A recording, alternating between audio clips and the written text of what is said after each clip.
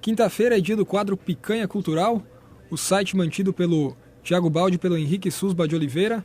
Música e cinema com uma gordurinha a mais. Eles fazem resenhas, dicas e eu nem vou falar tudo porque tem muitas categorias no site que eu vou acabar esquecendo da maioria delas, né? E hoje o Henrique está aqui para falar sobre o Picanha Cultural. E aí, Henrique, tudo bom? Tudo bom, Thiago? Uma boa tarde ou boa noite, já tá escuro lá fora, né? Já dá pra considerar. Faz, né? Então, uma boa tarde a todos os ouvintes. É um prazer estar aqui de novo. Agradeço mais uma vez a oportunidade de estar aqui falando um pouquinho mais sobre música e cinema. A gente estava falando aqui que um post que essa semana rendeu bastante no Picanha Cultural foi os Separados no Nascimento, né? Ah, sim. A gente está surpreso até com as estatísticas, né, do blog. O Thiago acabou de me atualizar aqui com as informações e a gente tem um amigo nosso de estrela, o Gerson Rep, né, mas o popular Jeba, o apelido dele, né, conhecido, que a gente sempre brincou com ele nos encontros que ele é a lata do Zach Galifianakis, o ator que é conhecido pela série Se Beber Não Case, né, que é o barbado ali que causa todas as confusões na série e... Então surgiu essa oportunidade e autorização então para publicar e a gente lançou lá no blog. Então quem quiser acessa lá o Picanha Cultural, www.picanhacultural.com.br e para comentar lá sobre a semelhança do... A gente até brincou, né, na chamada que encontramos um ator de Hollywood que é muito parecido com um amigo nosso, né? Que é o Zach Galifianakis, que por sinal deixou de ser somente um ator de comédia para virar um ator que está sendo bastante elogiado. Vídeo Birdman, que foi premiado com o Oscar de melhor filme, no qual ele faz um papel coadjuvante ali, está muito bem, e reconhecível até, né? Então é um ator para se prestar atenção. Provavelmente vai acontecer a mesma coisa que aconteceu com o Jonah Hill, né, que é o gordinho do Superbad, né, dos filmes adolescentes, que foi indicado ao Oscar 2 vezes já, se eu não me engano. Uma pelo Moneyball, que era o homem que mudou o jogo, com o Brad Pitt, e agora, há 2 anos atrás, pelo Lobo de Wall Street, né, que é um ator que está fazendo muito bem papéis mais dramáticos também. Ele fez aquele sócio do DiCaprio no Lobo de Wall Street. Exato, isso. Né, que era muito louco. Bastante. Era engraçado até, né? O Lobo de Wall Street era um filme engraçadíssimo. Né? É um filme engraçado, muito bem. Lembra que até tu comentava aqui no programa do Oscar. No programa do Oscar do ano passado, né? Que certo. Foi um filme muito bem feito, muito pelas cenas naquela corretora lá de ações, que muita gente ao mesmo tempo fazendo muita coisa diferente. Era uma loucura, né? É um Scorsese na sua melhor forma, o Lobo de Wall Street. Ô Henrique, tu outra vez aqui comentou da Liliana Susba, né? Sim. E agora tem aqui um post no Picanha sobre o teu encontro com ela e tu retrata o documentário que ela fez. Isso, como eu havia antecipado na minha última participação aqui, eu falei que a gente tinha tido a festa da família Sulzbach há 2 semanas atrás, no domingo, e eu encontrei então a Liliana, né? A Liliana é prima da minha mãe, é minha parente, né? Ela tem uma produtora em Porto Alegre e ela é documentarista, cineasta premiada já. Então finalmente eu fiz o post, né, falando um pouquinho da carreira dela, bem breve, assim, um pouco um dos documentários mais recentes que ela fez, que foi A Cidade, que foi feito na forma de um web documentário interativo que tem no site, que até na ocasião foi divulgado aqui no Face da rádio, que é www.acidadeinventada.com.br, que mostra a comunidade ali de Itapuã, localizada em Viamão, que é uma mini cidade que possui 35 habitantes, todos com mais de 60 anos. Então é uma comunidade que vai desaparecer, né? E eu não sabia mesmo da história do local e foi surpreendente. É um curta-metragem, esse documentário, que foi premiado, inclusive, em alguns festivais no exterior. E que é bacana tu assistir sem saber muito do que se trata. Eu pensei, tão perto daqui, né, Viamão, e uma cidade assim, com uma história dessas, então é bem emocionante e, obviamente, deixa tanto eu como a família toda orgulhosa. E acredito que nós aqui, né, do estado, por ter um talento assim que nem o da Liliana, ela já foi premiada em Berlim, né? No Festival de Gramado ela ganhou pelo documentário O Cárcere e a Rua, que é um documentário longa-metragem que ela acompanhou 3 detentas no presídio em Porto Alegre. Então ela como ela é jornalista, ela tem uma formação também em ciências sociais, se eu não me engano, no currículo dela. Ela tem essa visão bem humana, assim, ela trata de temas delicados com uma sensibilidade muito bacana, né? Então, claro, eu sou suspeito para falar, mas é muito recomendado, então, que as pessoas procurem, né?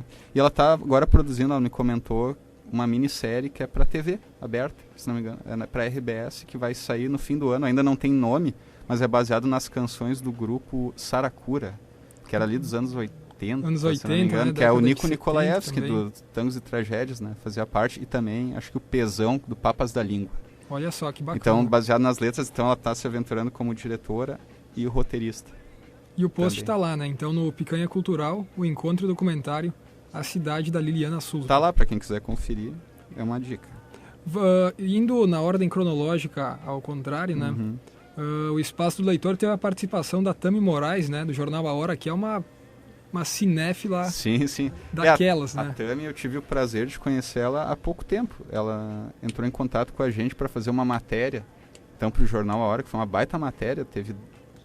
Foi no caderno de sábado, 2 páginas do jornal. Eu lembro que o Thiago estava viajando. Durante a semana ele não pôde dar entrevista e sobrou para mim dar entrevista. Foi muito legal o bate-papo.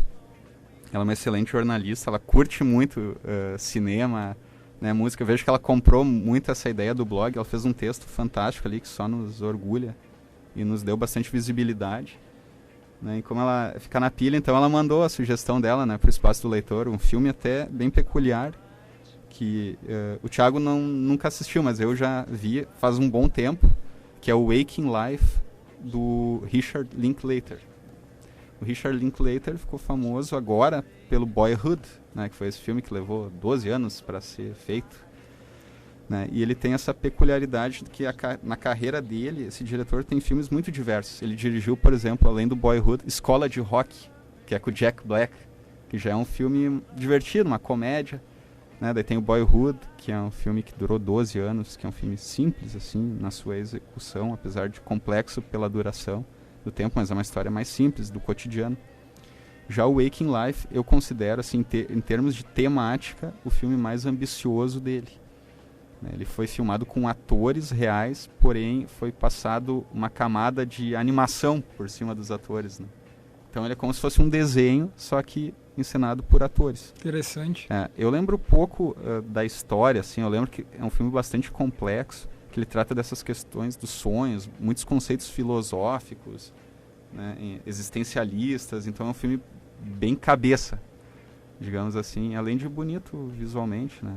É um filme inovador, até vale muito a pena assistir, assim. A Tami foi muito feliz na dica dela, né? Isso que a gente conversa sempre do Espaço do Leitor, que é essas dicas que a gente não espera, né? Não é o clichê, né? Não é o Titanic, os filmes.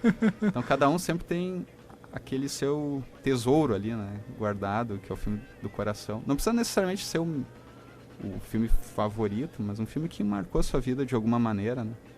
E isso até me relatou bem ali no texto dela. Que bacana. O Thiago Baldi postou ali, não sei se o Thiago tá ouvindo a gente, né? Mas o Thiago postou... Tá ouvindo sim, ele mandou uma mensagem. Bom, então tá. Ele postou na categoria Grandes Cenas do Cinema o incrível mágico Burt Wonderstone. Pois é. Esse filme, por sinal, eu não assisti, tá, Thiago? Vou ser bem sincero, mas essa cena tá ali no blog, né? Que a gente pega grandes cenas do cinema ou não, né? Geralmente é alguma cena engraçada de algum filme de comédia, que nem o Thiago fala no post. Não é um grande filme, o incrível mágico Burt Wonderstone, mas que possui alguns momentos engraçados. E essa cena, né, segundo ele, rolou de rir no contexto do filme. Eu achei interessante que o filme trata então da rivalidade entre dois mágicos, que é o Steve Carell, né, que fez o Foxcatcher agora, e é conhecido pelo Virgem de 40 anos, e o Jim Carrey, né? E o Jim Carrey faz um mágico de rua, então, que começa a ganhar visibilidade do público. Isso causa uma inveja no Steve Carell, né? Que é um mágico famoso já, que está lá na sua casa recebendo massagem, né, de mulheres nuas, seminuas, e ele olha na TV e tá o Jim Carrey aprontando loucuras ali para chamar a atenção do público, né? Começam a jorrar spray de pimenta nos olhos dele, ele tenta ficar vários minutos sem piscar.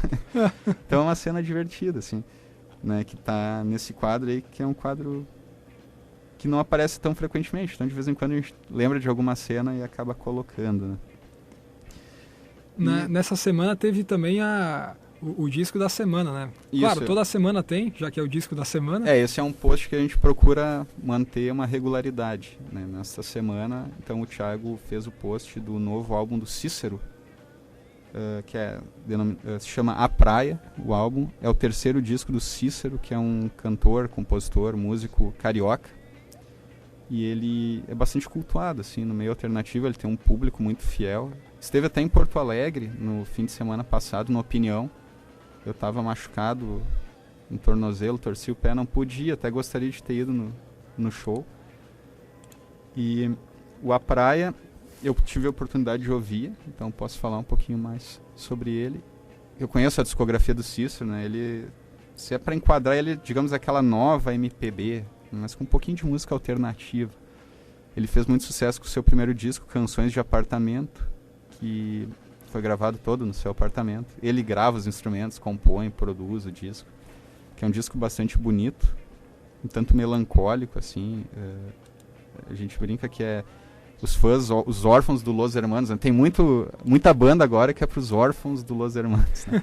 E o Cícero não é diferente, na época que saiu Canções de Apartamento também ele acertou em cheio esse público. Eu, por exemplo, era muito fã do Los Hermanos. Hoje em dia já não escuto mais tanto, mas o Cícero ele supre um pouco, traz uma novidade para quem curte esse estilo de música, né? Uma música mais romântica, melancólica, com toques de samba, um pouquinho de eletrônica, né? O segundo disco do Cícero, que foi o Sábado, foi um disco que dividiu muito opiniões, que muitos fãs odiaram, que é um disco bem experimental. Agora uma outra parte da crítica idolatrou, falou que era um disco ousado.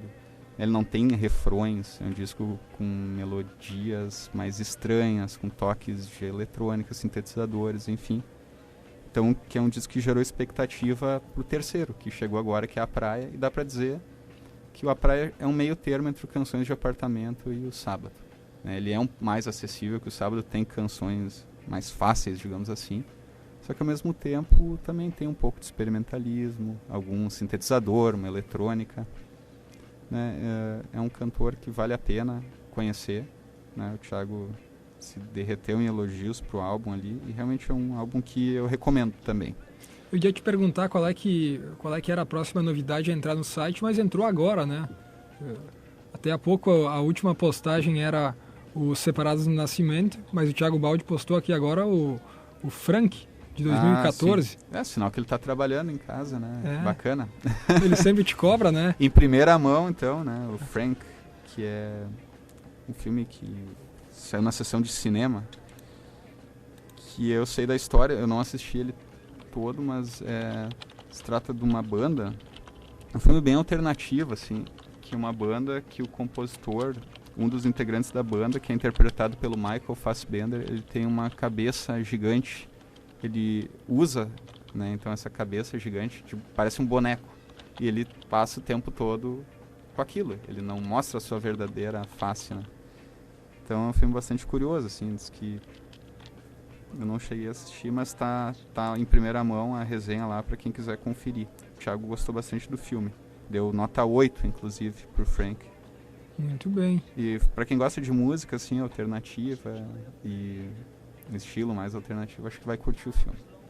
Eu até vi um pouquinho aqui, o Thiago falou que parece com o Quase Famosos, de alguma maneira lembra o Quase Famosos, né, do Cameron Crowe, dos anos 2000. Que o Quase Famosos ele mostrava a rotina de uma banda, né? Só que ali no caso era uma banda de rock bem louca, assim, a com Stillwater. coisa assim. Stillwater. Muito bom o filme, né? A trilha sonora muito legal. Muito bacana. Já o Frank parece ser um cara mais esquisito, assim, né? O filme. Aquela coisa mais nerd, assim, não tão porra louca que nem os caras do Stillwater, do Quase Famosos.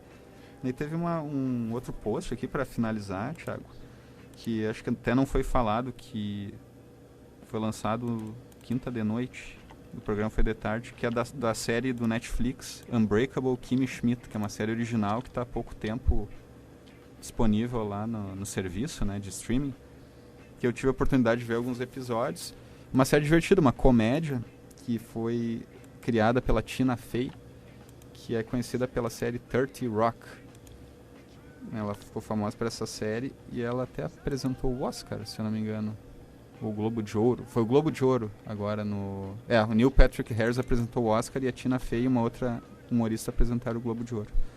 E nessa série, então, a Kimi, né, Schmidt, ela foi sequestrada, ela e mais 3 mulheres, por um fanático religioso que acreditava que o fim, né, estava próximo ali, por causa que foi no dia 6 de junho de 2006, por causa do 666, o número da besta, número, né? da besta. Number of the Beast, como diria o Iron Maiden. Iron Maiden. Então ele sequestrou ela e colocou elas num bunker, né? Então elas viveram no subterrâneo durante 15 anos. Então daí ela é resgatada pela SWAT, assim, eles vão lá, libertam ela tá no mundo, né? E ela é uma pessoa assim com a personalidade tipo apoliana, né? Que vê bondade nas pessoas, então ela começa a estranhar a maneira com que o mundo tá, né, hoje em dia. Enfim, uma série bem divertida, assim, né? Pra quem gosta de um programa mais leve. Eu assisti 4 ou 5 episódios, o Thiago tá quase no fim da primeira temporada, eu imagino, e ele diz que vai melhorando à medida que os episódios vão acontecendo. Então tá aí a dica, quem tiver afim, dá uma conferida lá no site. Maravilha. Então tá, Henrique, muito obrigado aqui pela tua presença aqui, pela participação. A gente vai ficar na semana que vem sem o quadro Picanha Cultural, porque eu vou pegar uma folga, tenho trabalho de conclusão para terminar, claro. Então nós voltamos em 15 dias. Bacana, eu até tenho... A gente coloca no site sempre, né, o áudio do programa.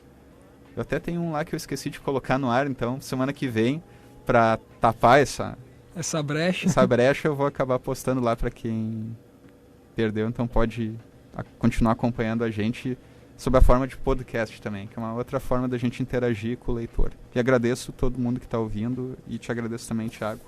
Bom feriado aí. Então tá, maravilha, Henrique. Até a próxima. Esse é o Henrique Susba de Oliveira. Tem o seu comentário no quadro Picanha Cultural. Ele e o Thiago Baldi fazem o site picanhacultural.com.br. Música e cinema com uma gordurinha a mais.